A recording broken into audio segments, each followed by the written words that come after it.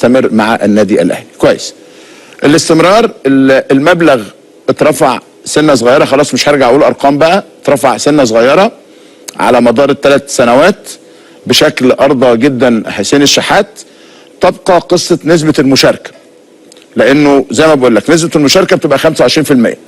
حسين كان اعتراضه ومعاه حق انه في فتره موسيماني جلس كثيرا على دكه البدلاء، فممكن ما يكملش نسبه ال 25% مشاركه فما ياخدش العقد بتاعه، يعني بيطير مثلا اتفق على 10 قروش فالمشاركه مثلا بتبقى 50% ايا كان يعني، فلو ما كملهاش ما ياخدش 25% دول من نسبه المشاركه على الاطلاق.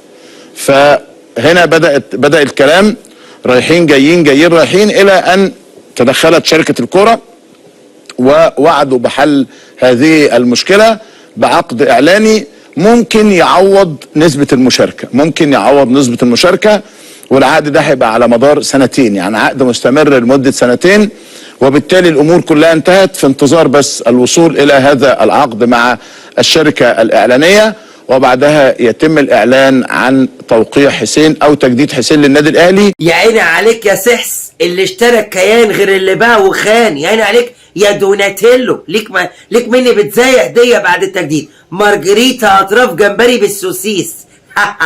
دخل وقلت له لما عرفت ان الولد ممنوع من التمرين معاهم، قلت له من فضلك نزله التمرين، مش من فضلك لعبه. في ناس ده في بقى جمهور بقى الناس بعد عاملين جمهور كده، وهو ما لعبش ده ليه؟ وده يوسف ليه؟ واسامه اتغير ليه؟ طب وسيف ما لعبش، طب وسيف ما يلعب، اي كلام في اي كلام. لكن انا عشان الحساسيه كلمت حبشي وموجود حبشي، وكلمت كابتن عبد الواحد السيد، قلت له من فضلك قول للراجل بلاش ياخد موقف من الولد، لانه الولد صغير ولغايه اخر يوم في عقده هو موجود في نادي الزمالك، فما يمنعوش من التمرين باذن يعني. فاقول له سامع انا اللي كلمتك شخصيا، انت قلت ما حدش قاعد معايا الكلام ده.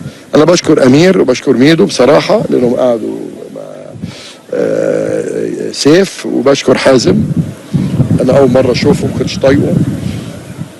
كنتش طايقه عشان كارتيرون، وطلعت انا هبشته مره قبل كده فاكر انا، لكن هو خلاص يعني هو بصراحه متعاون جدا جدا. بشكر طبعا سيف انه خلص لان ده ناديه بصرف النظر عن مين والده، لا هو متربي في النادي. يلا كده المفروض تتعاقدوا مع سيف زاهر عشان تكملوا مجموعه، جددوا تعاقد سيف الدين الجزيري وسيف فاروق جعفر، باقي لهم سيف زاهر وياخدوا العجله، جماعه كوبون.